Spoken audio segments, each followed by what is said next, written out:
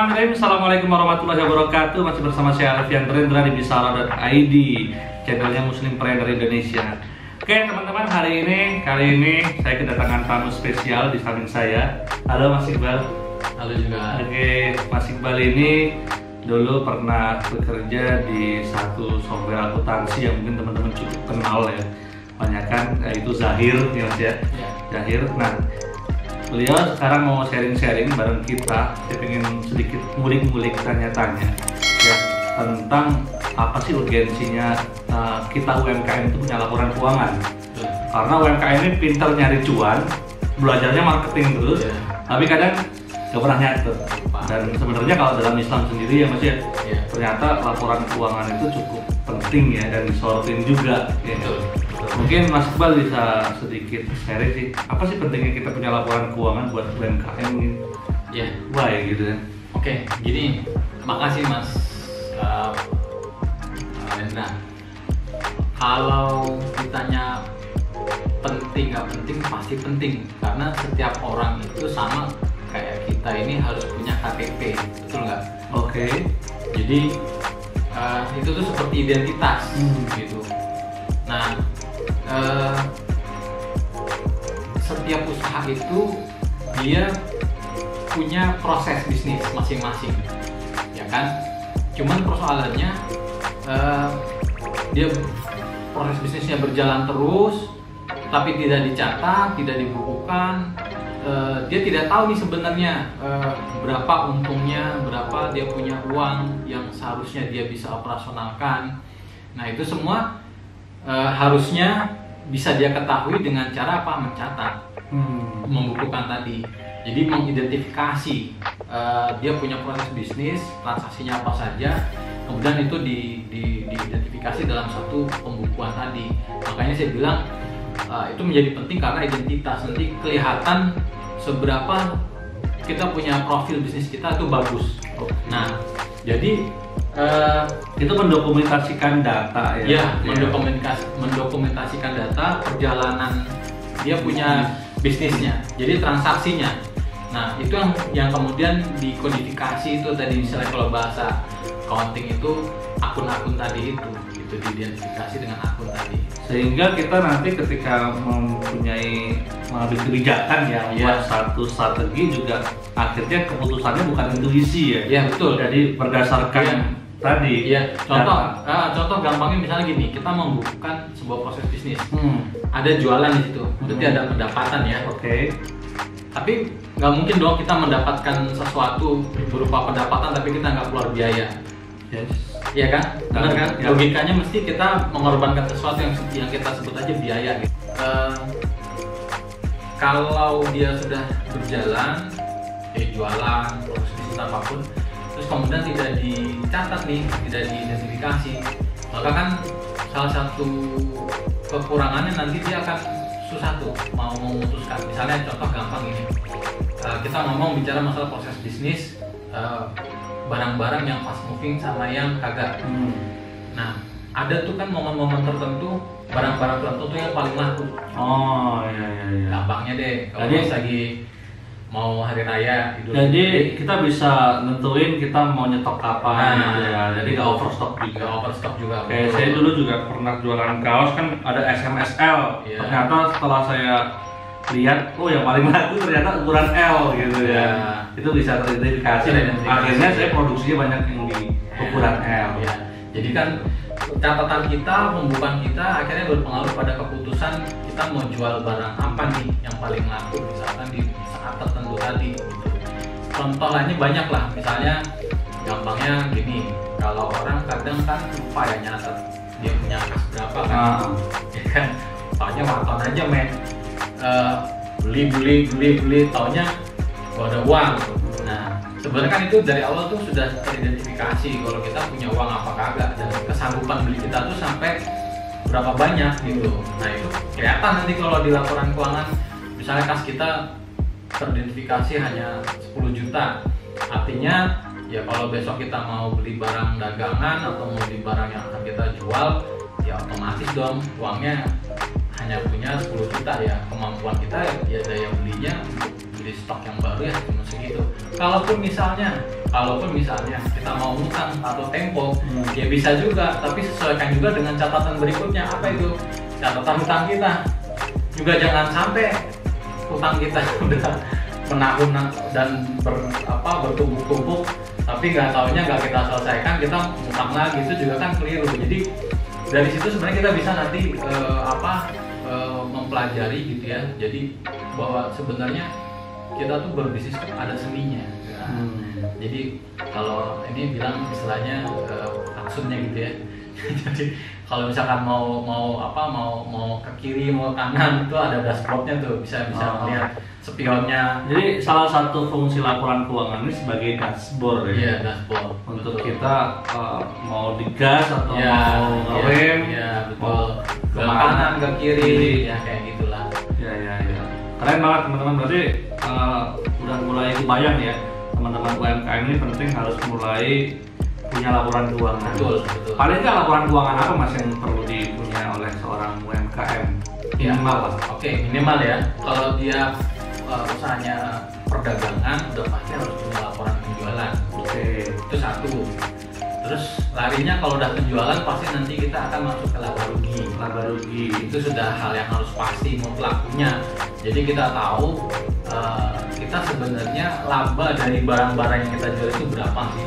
Realnya kalau mau ada tahu uang kita dari penjualan barang itu berapa, ada laba barang nanti, laba rugi per barang itu ada. Terus kemudian bisa juga nanti laba rugi usaha. Jadi dari total operasional semua pendapatan dan pengeluaran dari usaha kita, operasional itu apa saja, item-itemnya di situ semua ada. Itu minimal itu harus ada laporan usaha laba rugi. Terus kedua yang kaitannya dengan kas, biasanya nih orang-orang manajemen yang pakai nih namanya cash flow harus kas gitu. Jadi nanti dia tahu aliran kas dia itu ke aktivitas apa, banyak ke operating kah, ke marketing ke operasional atau malah ke pengembangan financial funding gitu. Jadi kayak pengembangan di investasinya misalnya. Jadi memang arus kas ini meliputi tiga aktivitas bisnis itu kurang lebih di perusahaan. Itu arus kas. Terus kemudian yang nggak kalah juga sebenarnya tuh penting ya dan utama tuh neraca. Iya. Kenapa makanya dibilang neraca? Jadi kayak timbangan gitu. Ya, harus balance-nya gitu. Jadi ibaratnya kalau misalnya nggak balance, berarti ada yang salah nih. Modalnya salah kah? Apa utangnya salah? Apa kasnya salah? Neraca itu balance harus balance gitu. Nah makanya ini yang harus dicermati oleh UMKM ini. Sebenarnya dia punya usaha tuh secara tata kelola asetnya sama istilahnya kita nyebut aktifanya gitu ya, sama sisi pasifannya nih. Karena kalau misalkan kita nggak kelihatan nggak imbang nih di salah satu sisi ini, kita anggaplah misalnya ya kegedean utang gitu, tapi itu nggak terkelola dengan baik, itu juga bahaya gitu. Jadi makanya ini perlunya neraca di situ dia harus balance. Oke, itu teman-teman, jadi minimal punya itu. Terus pertanyaan besarnya, gimana kalau sang owner itu nggak punya basic akuntansi? Wah itu kan banyak gitu Pak, itu nggak laporan keuangan lah, akuntansi aja kagak dong gitu kan. Tapi banyak kan gitu kan, excuse-nya begitu. Akhirnya ya udah. Iya. Ada cerita nggak? Ada. Jadi memang banyak orang owner itu sebenarnya mereka nggak mau tahu karena taunya mereka tuh bisnis. Iya. Tahu nyari cuan lah. Iya. Artinya udah di bisnis ini besok apalagi nih mau bocah vlog. Gitu. Nah kalau udah kayak gitu ngomonginnya kan pasti dia bicara masalah ekspansi. Nah kalau orang mau ekspansi kan harus tahu nih kemampuan dia kan. Termasuk kemampuan finansial. Nah sebenarnya sewa aja accounting atau dia kalau mau berpartner dengan bisyara misalnya gitu kan. Nah itu tinggal bisyara bikin. Bukan promosi loh, tapi ini promosi belum ada. Jadi tinggal aja sewa kah, apalah nanti akadnya. Yang jelas nanti secara profesional kita akan berikan secara berkala. Dari situ dia bisa tahu nih postur tubuhnya dia nih bakal mau ekspansi kemana, seberapa jauh atau seberapa dahsyat dia mau ngambil itu porsi bisnis kan kembali lagi kantong gua sanggup berapa kan gitu. Iya, buat teman-teman yang pengen dibantu laporan keuangannya sama Bisara.id, kan kita ada penawaran menarik buat teman-teman. Kita lagi kolaborasi sama Mas Iqbal ini, ada beberapa proyek, insya Allah nanti ya ke depannya kalau Allah izinkan Amin, ya, amin. kita bisa berkolaborasi. Nah, salah satunya adalah membantu teman-teman UMKM untuk punya jasa laporan keuangan. Uang Anda pegang, laporan keuangan kami buatkan, gitu tagline-nya. Jadi uang silahkan Anda pegang, kita nggak akan pegang dan cawe-cawe, tapi laporan keuangan akan kita buatkan, dan kita juga bantuin analisis. Betul. Analisis agar teman-teman nanti bisa tahu nih mau pengembangan bisnisnya kemana, mau yang diimprove di mana. Karena data ini penting, apalagi data keuangan ini penting buat teman-teman pengen naik kelas, apalagi teman-teman UMKM ini mau naik kelas, yang mau harus belajar keuangan, ya paling minimal bisa baca lah. Kalau memang males bikin, serahkan aja kepada ahlinya. Betul. Dan Rasulullah juga dulu ngajarin ya, tentang keuangan ini. Bahkan saya dulu waktu kuliah itu kita sempat belajar sejarah akuntansi itu. Salah satunya itu pernah ada penemuan di saya lupa persisnya, tapi di daerah Saudi sana ya, itu tembikar itu apa sih, tanah liat. Tentang jadi itu sebenarnya catatan sederhana tentang keluar masuk barang dari gudang lah ibaratnya kalau sekarang.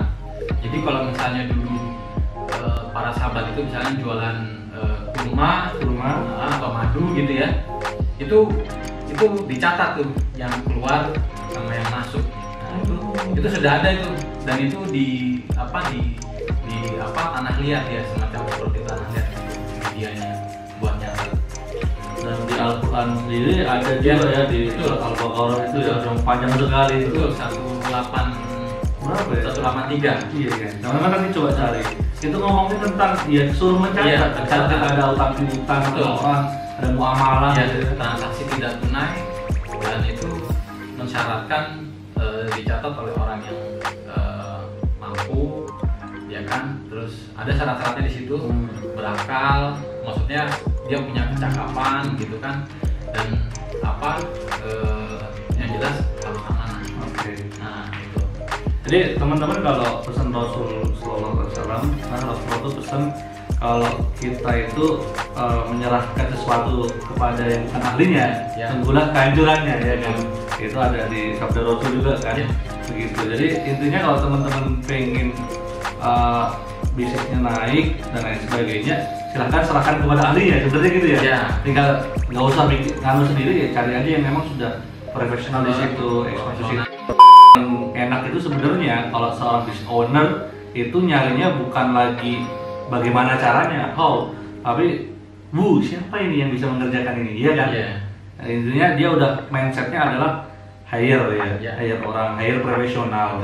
Kalau memang hire internal kita bimbingnya juga susah, nggak tahu, hire aja yang udah profesional.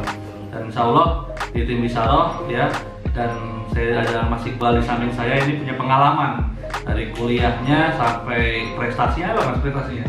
Sedangkan saya pernah punya proyek untuk bikin akuntansi bareng profesor atau jadi enggak, dulu itu cuma ini aja, kita di kajian kampus itu biasanya dulu kan kita minta dosen kita bimbing kita gitu kan, guru-guru kita gitu ya, membimbing kita gitu, karena memang secara keilmuan beliau lah yang istilahnya memang mumpuni gitu. Nah dulu salah satunya saya di komunitas, ada namanya forum silaturahmi ekonomi Islam, nah itu salah satunya kami di UI dulu yang mendapat tempat untuk menggodok exposure draft PSAK 59. Sekarang mungkin sudah jadi masing-masing ya, ada PSAK 106 tentang musyarakah, ada lagi tentang mudharabah. Kalau dulu masih gelondongan kita godok yang namanya PSAK nomor 59, itu tentang perbankan syariah. Nah itu masih global banget kita ngomongnya tuh di situ. Tapi alhamdulillah sekarang orang makin melek gitu ya, dengan kesadaran beragamanya, dengan kesadaran lingkungannya, bahwa bisnis yang jujur, kemudian bisnis yang fairness gitu ya, yang apa, yang sportif. Terus juga apa, pertama kita bicara masalah apa, akad-akad. Apa sih, ada tips-tipsnya sih buat teman-teman UMKM ya di luar sana untuk apa namanya, memotivasi mereka mulai melek finansial, mulai melek punya laporan keuangan. Iya. Oke. Jadi tipsnya adalah jangan buta dengan keuangan. Oke. Harus melek, karena mau tidak mau itu Anda punya kehidupan jantungnya di situ. Salah satunya keuangan. Jadi kalau mau bernapas panjang bisnisnya, maka lihat keuangan. Jangan waton gaspol tapi nggak ngeliat kanan kiri, nggak ngeliat bensin, nggak ngeliat ini. Jadi tetap bahwa sebaik-baik siasat itu kan yang ada perhitungannya ya. Siap. Gitu. Jadi kalau kita mau bisnis kita long term, going concern, jalan ibaratnya selamanya gitu, sampai dunia kiamat gitu ibaratnya, ya maka kita harus memaintain bisnis kita dengan pola-pola antara keuangan, marketing, development, ya kayak gitu. Jangan pernah meninggalkan finansial, karena bagaimanapun itu krusial posisinya. Gitu. Oke, thank you Mas Iqbal, pertemuan kita di hari ini. Jangan lupa teman-teman subscribe dan nyalakan lonceng ya, ini ya, biar kita makin semangat bikin kontennya. Insya Allah nanti kita ada konten-konten selanjutnya ngomongin tentang apa sih itu PSAK, apa sih itu cash flow, OCF, finansial literasi, gitu-gitu. Oke, thank you teman-teman. Jangan lupa subscribe, nyalakan lonceng. Bisa juga masuk ke channelnya Mas Iqbal. Ada channelnya nggak nih? Belum ada. Nanti kita tunggu channelnya ya. Oke, thank you. Assalamualaikum warahmatullahi wabarakatuh. Dadah.